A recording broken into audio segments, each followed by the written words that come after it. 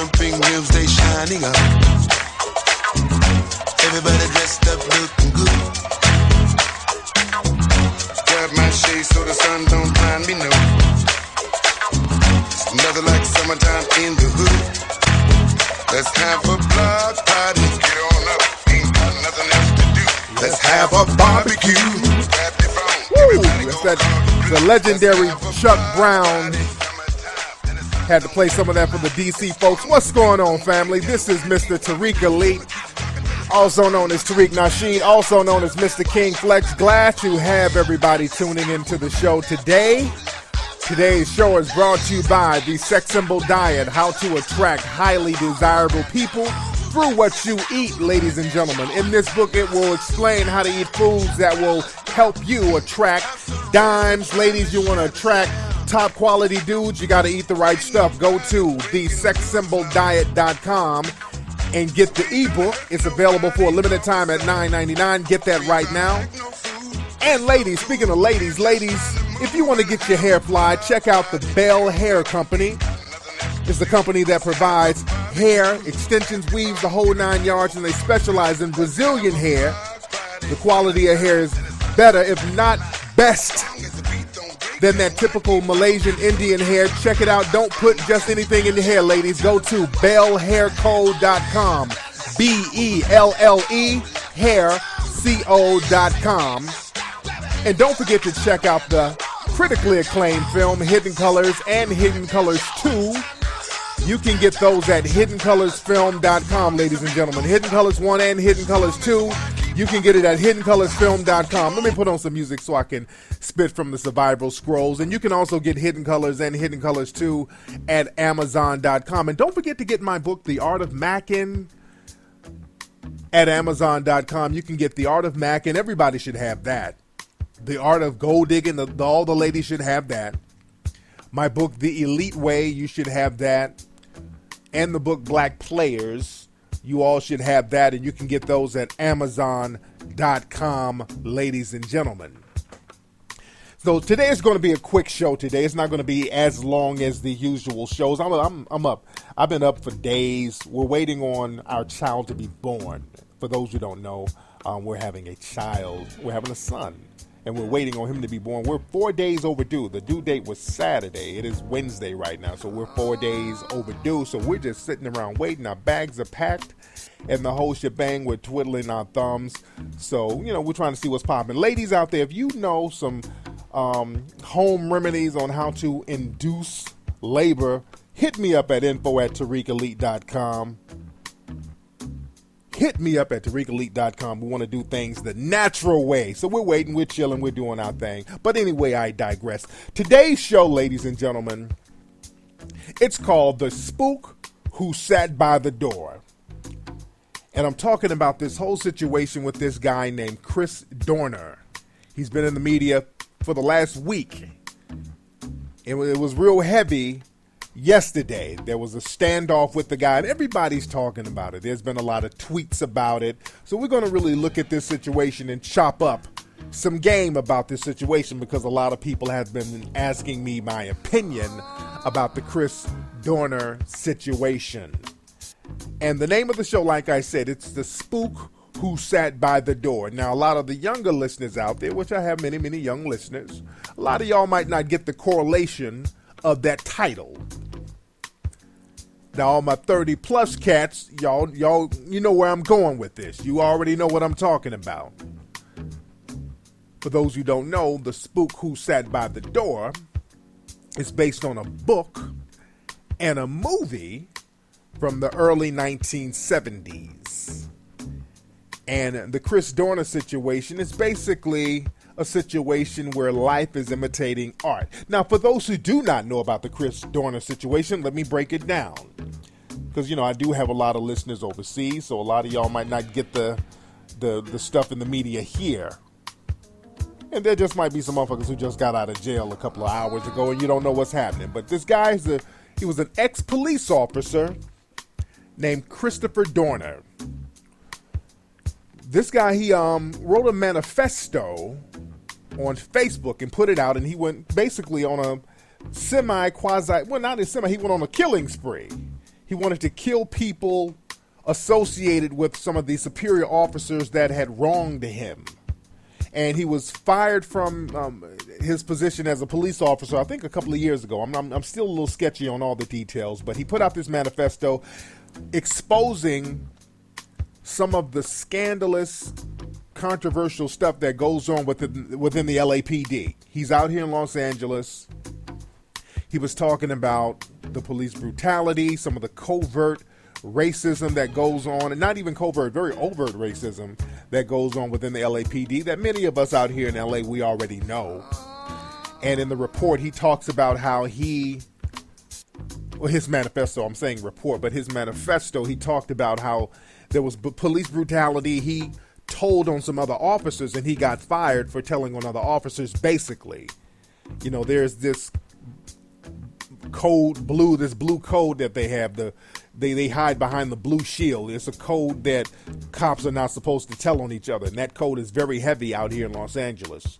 In the manifesto, he just talks about how the LAPD has not changed since the old Rampart Rodney King days. As a matter of fact, some of the officers that beat up Rodney King in the infamous video back in the early 90s, some of those officers have been promoted. They're still working for the LAPD. They're senior officers now, and they have hundreds of other officers under them. So he's just talking about the underlying racism that just goes on with the LAPD. It's real heavy stuff. And hopefully this sparks some type of international investigation. The LAPD, they've just been rampant with all of the nonsense and just injustices upon the people, especially people of color out here in Los Angeles.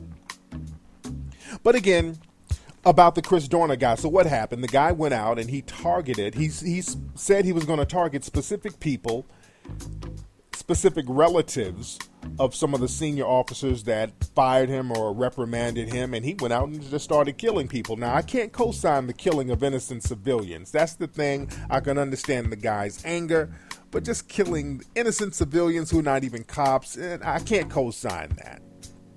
Can't co-sign that. But I understand the frustration in his situation. But let me back up a little bit. And talk about the title of the show. Again, the show title is The Spook Who Sat by the Door. Now, how does this tie in with that title? The Spook Who Sat by the Door was written by a brother named Sam Greenlee. I think Sam Greenlee is still alive. He's from Chicago. Shout out to Chicago. Speaking of Chicago, I'm still coming out there for my lecture in Chicago. I got a lecture in Chicago on March 2nd. I will be in Chicago March 2nd, 2013. The name of my lecture is Relationships, Riches, and Race. And you can get tickets right now, advanced discount tickets. It's almost sold out, so get your tickets now at TariqLive.com. That's TariqLive.com, and I'm going to be at a place called the Bitum Theater. And you can get all the information at TariqLive.com, TariqLive.com. But anyway, back to the brother Sam Greenlee. He wrote this book in, I think, 1969, and they made a movie out of it called The Spook Who Sat by the Door. Now, in interviews, Sam Greenlee said he was going to name the book The Nigger Who Sat by the Door, but he decided against that. He wanted to make it more commercially appealing.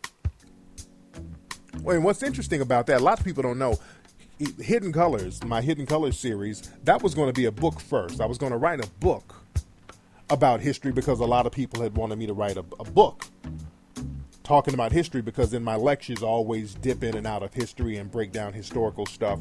Even on the show I talk about a lot of history stuff, and a lot of my history stuff I confine it to the pay-per-view specials. And I was going to write a book called Secret Niggas.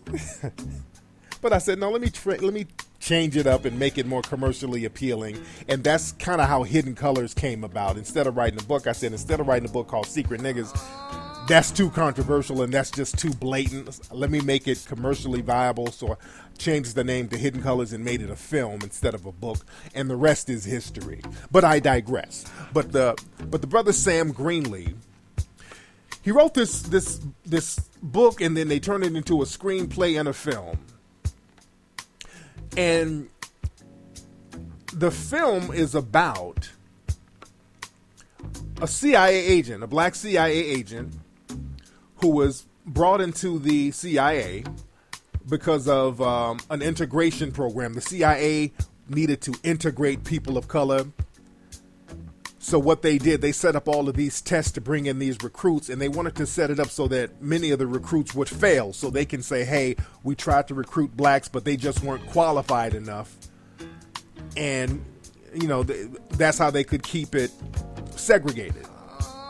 But what happened, this one character in the movie, his name is Dan Freeman. He was a CIA prospect, and he actually did very good. He tested well, all the physical requirements, he excelled, so they let the one black guy in. So he was the token black guy in the CIA.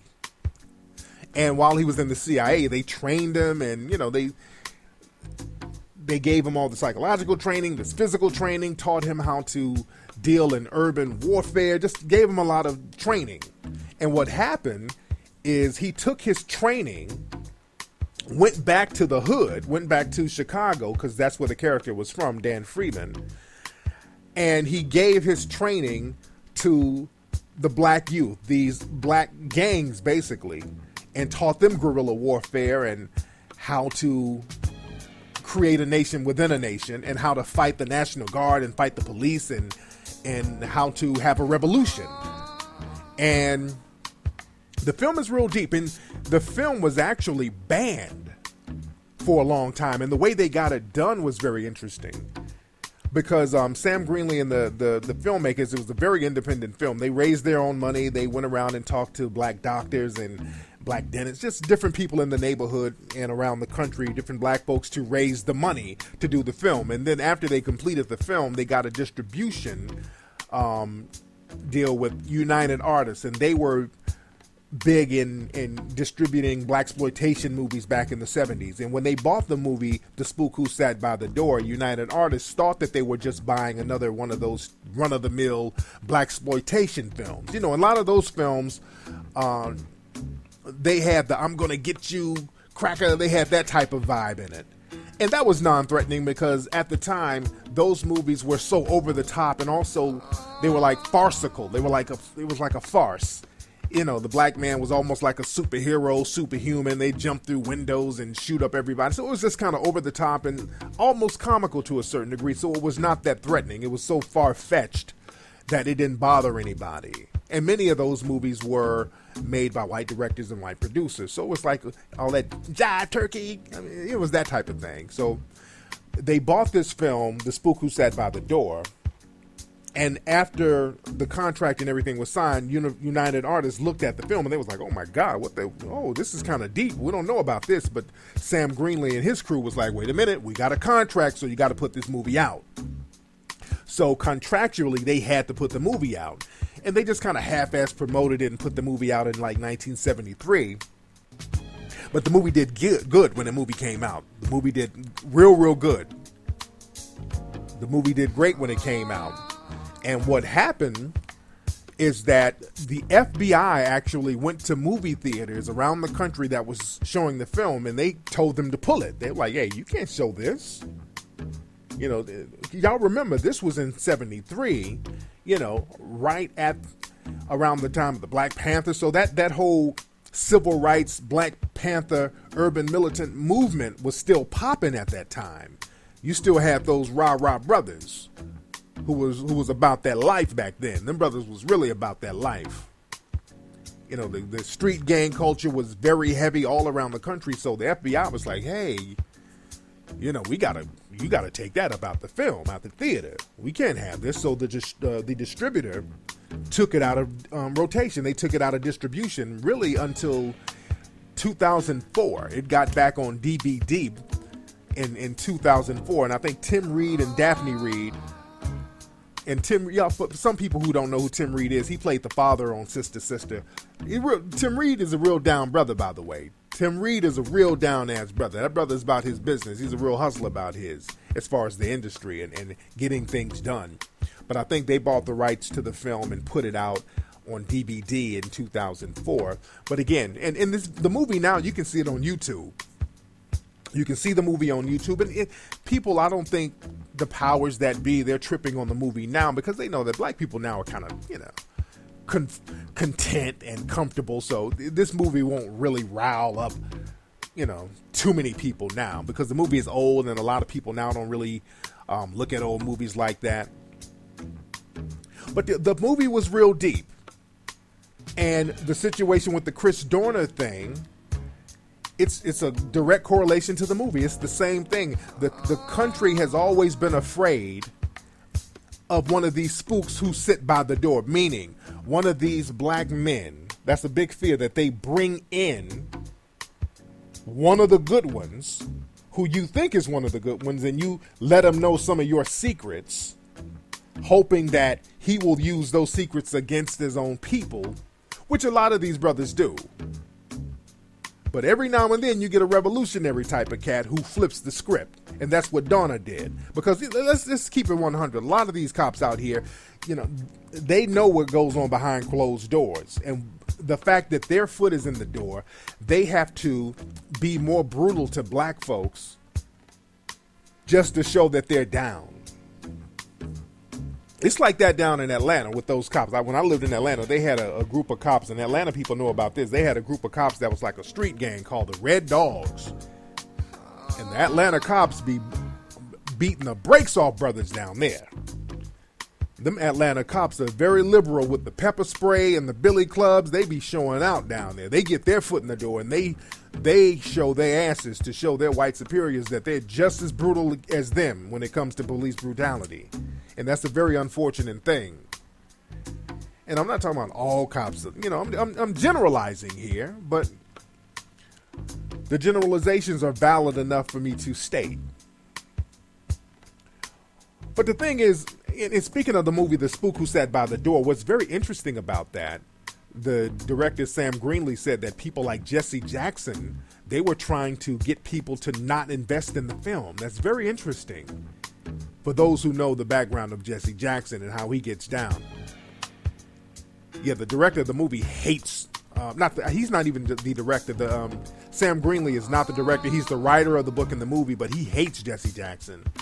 He was talking about how Jesse would go around telling well-to-do black folks not to invest in the film. Real interesting stuff. But the thing is, like I said, man, that's been a major fear. And with this Chris Dorner guy, he got his foot in the door. He learned some of those messed up secrets, and he wanted to be a stand-up dude and speak up and not allow stuff to go on, which is what you're supposed to do.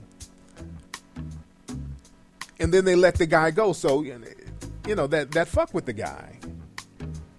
You get let go for trying to do the right thing. And he spent all his life, I guess, in the military, just being a stand-up dude, being a stand-up military guy. And when you do all this and someone punishes you, that makes you snap.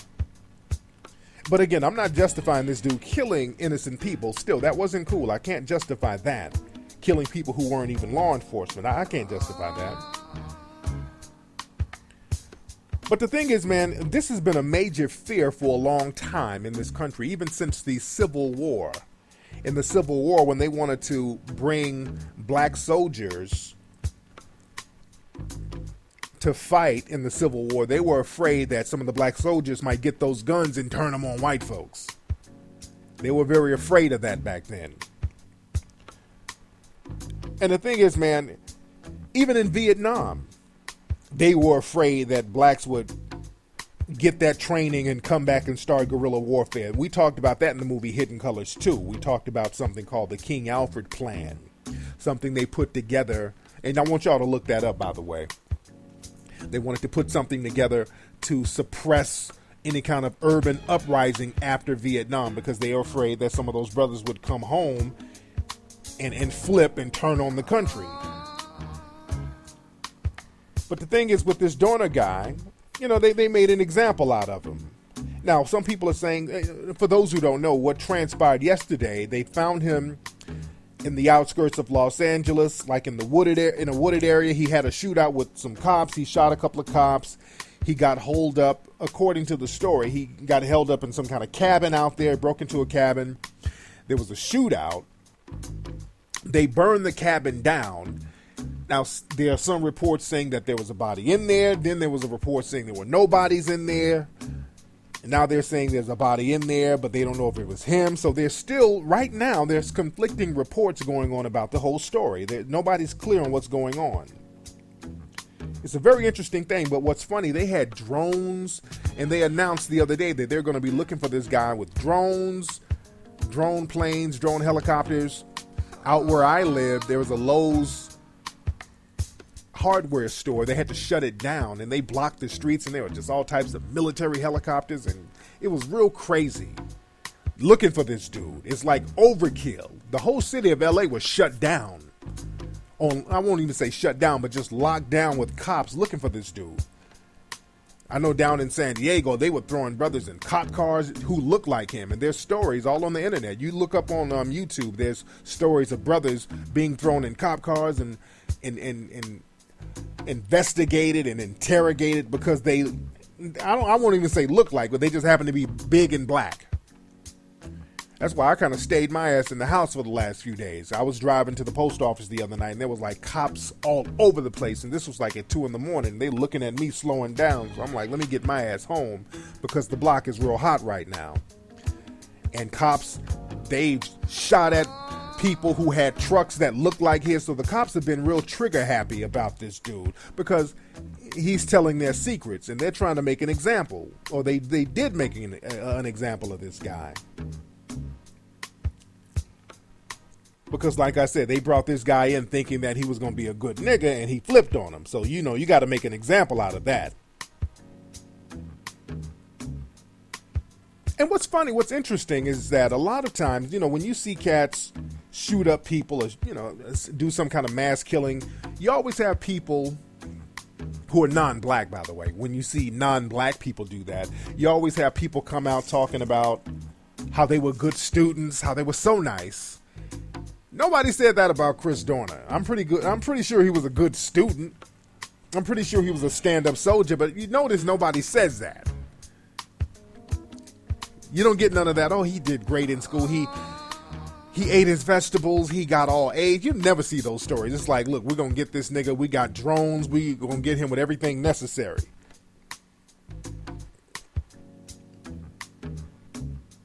Real interesting stuff. And another thing, people, and I talked about this on Ustream the other day. And speaking of Ustream, we're cleaning up and organizing some of the videos. So a lot of people have been asking me how come the videos are on private. We're just doing some revamping on the Ustream page. You can still see the live shows that I do on Sunday, but a lot of the videos are private right now because we're getting everything organized. So please don't email me because I know there's no problem. We're just organizing stuff on the Ustream page. But on Ustream, I talked about a very bad habit that black folks have. That's getting on TV or getting in public telling on motherfuckers. With this Chris Dorner guy, was some female that he went out with about 5 years ago. They dated for 6 months. They waddle her ass out on TV. She's talking about, yeah, I dated him and he seemed strange. I really wish black folks stopped doing that. Listen to me. Let me talk specifically to my black folks. White folks, y'all fall back. My Asian brothers, my Latino brothers, y'all fall back for a minute. Let me talk to my people for a second. We really have to stop getting on TV or getting in front of other people, putting each other on blast. We African American people have this put you on blast culture that's really, really, really weak. Other groups of people don't do that, especially when it's not going to help or hinder anything. For example, George Zimmerman, what he did was horrible, but there's nobody from George Zimmerman's past to come out talking bad about the dude. That's just a rule that other people have. Other races and nationalities know better than to get out there and talk greasy about someone when there are other races looking at them sideways. When there's other races looking at a particular person from another race sideways, other races don't go out there talking greasy about them. Only black folks do that. So you don't have anybody talking greasy about George Zimmerman that he knew in the past. Even with Casey Anderson, is it Anthony Anderson? I always forget her name. The white lady who killed her daughter. or allegedly killed her daughter. You didn't see people from her past, dudes she used to date, none of that stuff coming out talking slick about her. Even the craziest cat shit guy who shot up the movie theater. He had orange hair. Y'all know that crazy ass dude. Nobody in his past came out talking greasy. Yeah, I went out with him. That motherfucker ain't shit. No, but nobody does that. That's a black American thing that y'all need to cut out. It is nothing to get a nigga to talk about another nigga. You get on the TV, get on the news, telling your side, you got to get some shine. It's that attention deprivation. Black folks, you can't be so attention starved where you're just dying to put somebody on blast, dying to tell on somebody. And that's a very negative thing within African American culture that you have to stop. That's going to keep us on the bottom of the goddamn barrel if cats keep doing that. And that's a holdover from slavery. That's where a lot of black folks who are in America, that's where they get it from. They get it from slavery because you know that the best way to get a pat on the head from other colors, other races of people, is by telling on another black person. That's the fastest, most sure way you can get a pat on the head or some shine. That's why we have all of these quote-unquote wives shows where women are on there talking about the dudes they date. They give you all types of rewards to talk about people that you've dated or people that you've known. We have this, I gotta put you on blast. We got websites dedicated to that only African-American people do. A lot of other people don't do that. So, white folks do it, Asians do it, not like we do. We really have to cut that out on some real shit and discuss things among ourselves and stop putting all of our damn business in the streets. That's why we don't know nothing about other people, but everybody knows everything about us. Black folks talk too goddamn much, and I'm saying that with love. Stop talking so much. Stop getting in front of the camera, running your mouth, dry snitching and telling everybody's business. But I digress. But like I said, with this situation with Dorner, they were looking for this guy heavy. They put up $1 million reward for this guy. They were really trying to get at this guy for a few reasons. I mean, for the obvious reason, they didn't want anybody to get hurt, and they didn't want this guy to, target the families of these people because he was dead serious and he meant business. And this guy had training, so he knew what kind of moves they were going to make. But another reason why they really wanted to get at this guy, and we all knew they were going to kill him. They weren't going to let this guy go alive at all. I mean, they had their finger on the trigger heavy. They were going to kill this dude. We already know. We already knew that. But the thing is, in a situation like this, they wanted to get him really before he allied with enemies of the country. Because in a situation like that, when you got that kind of training and the spotlight is on you, there are other real terrorist groups from foreign countries that will get up with this guy, find him and fund him and really make him a hero. Take his ass to Cuba, somewhere in the Middle East or some kind of extradition country and prop this guy up. And that would have been a very bad look for the U.S. So they were really, really gung-ho about getting this guy. That's why they were talking about drones and all that. And it's very interesting with the drone thing. Because they were talking about this is the first time that drones were used or going to be used on a person on U.S. soil. You notice they always test out stuff on black folks first. And notice they didn't say this is the first time it's going to be tested on a U.S. citizen. Because black people in America are not really U.S. citizens. I can't get into that right now. That's a little heavy. I have to get in that a little bit later. But y'all got to look at all the wording of some of this stuff. That's a little bit too heavy to get into now, but I will get into it some other time. But the thing is, they test out stuff on African American people. And also, different laws are made because of the African American scare. They always use black hysteria, some kind of black boogeyman, to pass some kind of law or pass some kind of thing in this country that they're going to introduce. See, they always do test runs on it. Like, the thing is, a lot of laws are made because of the crazy, I call it the crazy nigga on the loose hysteria. The reason cocaine is illegal in this country is because they put out stories back in the early 1900s that they're crazy ass black men who are on cocaine raping white women. So now we got to ban cocaine, and that's how cocaine got banned. I think they did the same thing with marijuana too. They said it was a bunch of crazy Negroes and Mexicans raping somebody, so we got to ban that. They did the same thing with prostitution.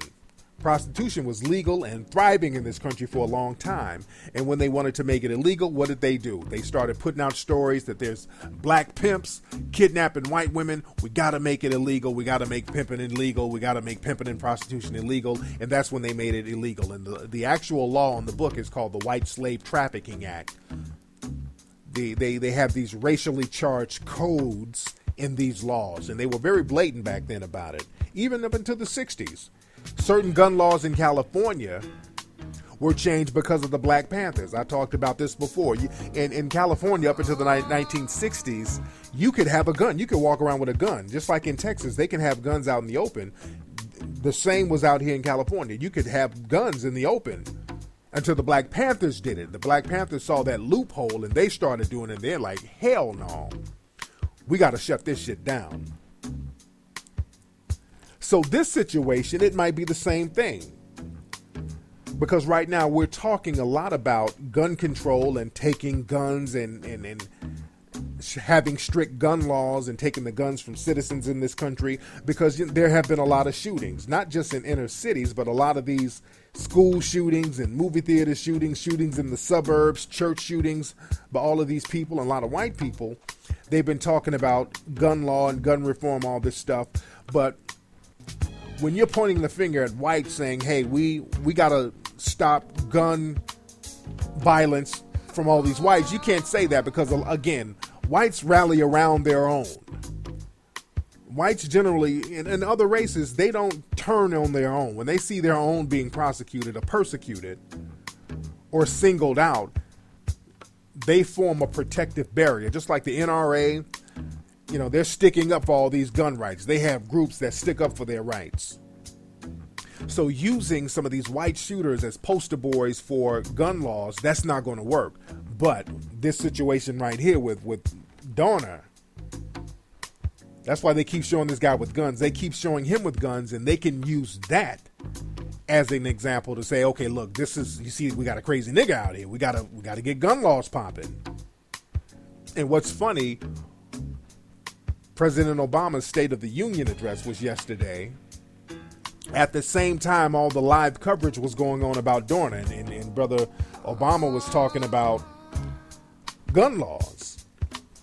And he made some mention about Chicago and some of the violence there. And a lot of people want him to go to Chicago, which he should. But I'll talk about that when I get to Chicago. There's a lot of stuff I want to talk about when I get to Chicago. And y'all need to come on out there, because I'm going to talk about the real deal with all that gang violence and all that. And the gun laws, to me, that don't mean shit. The gun laws don't mean anything. That's just a smokescreen as far as I'm concerned. But I digress as far as that. But again, with this Dorner guy, this whole situation, I think, is used as a catalyst for other things that's going on.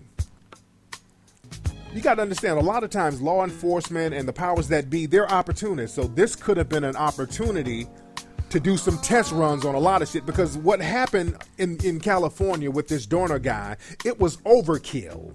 And looks like what they were doing, it looks like they were doing some kind of test run for a bigger phenomenon to come. Because throughout the country, they've been doing these little urban military test runs. They've been doing them secretly. I know down in Chicago they've been doing them. In Miami they've been doing them. In a couple of other major cities, they have these domestic terrorism drills that people have been asking about, like, hey, what the hell is going on? And they're like, oh, we're just doing drills, so when we go overseas, we know how to handle this and handle that. But no. That shit ain't for overseas. They got some stuff planned here just in case shit goes bad. They want to get people contained. So it's very interesting, man. There's a lot of unanswered questions out here, man. What did this brother know? This brother might have known some other stuff. The way they were after this dude. It's like they had an army after one dude. And right now, we still are not 100% sure this guy is dead. This guy might have still slipped away. They said there's charred bodies in the house that they burned down, but they don't know if it's him for sure. And I'm like, how come some of these cops didn't snap no pictures of the body and all that stuff? It's a lot of stuff that's real fishy right now that's going on with this guy. Again, this guy was spilling the beans, and they definitely had to make an example out of him, because that was a lynching, what they did. When they shot him, they shot through that house and then burned the house down. And their audio recordings of them giving the green light to burn the house down. So they wanted to make sure that dude was dead when he was in that house. That's why they didn't want cameras around the cabin when they were having a standoff with Dorner this yesterday afternoon. Yesterday, the law enforcement told the media to stay away from the cabin. Don't show any footage of them at the cabin. That's because they didn't want to show what was really going down over there. So there's a lot of unanswered things going on, but we can't totally believe everything they're telling us, because a lot of this stuff ain't adding up. A lot of it's not making sense. So we need to investigate more. There's some funny business going on. There's some real funny style stuff going on. And the way they were acting out here in Los Angeles, all of that for just one dude, that was overkill. To me, looks like they were using the Chris Dorner situation to plan and do exercises for something else. So we got to look into that stuff. And we got to see how they're going to get down when it comes to guns. Because if they start taking people's guns away, they're going to start running these drills and start putting these drones on everybody. So it's going to be some real heavy stuff that pops off in the near future. So we got to really look at this case and see where it's going. Anyway, y'all, that's been today's episode of the Mack Lessons Radio Show. I am Tariq Elite. Glad to have everybody tuning in. Don't forget, man, go get tickets. Join me in Chicago, March 2nd. That's in a couple of weeks. 7:30 p.m. at the Vidum Theater. It's going to be hot. It's going to be sold out. We're halfway sold out now. Go to TariqLive.com to get your tickets. I will see you in Chicago, and I'll see you next week, and I'll see you this Sunday on Ustream. Y'all have a good one, family. Peace. Family, peace. Family, peace. Family, peace. Family, peace.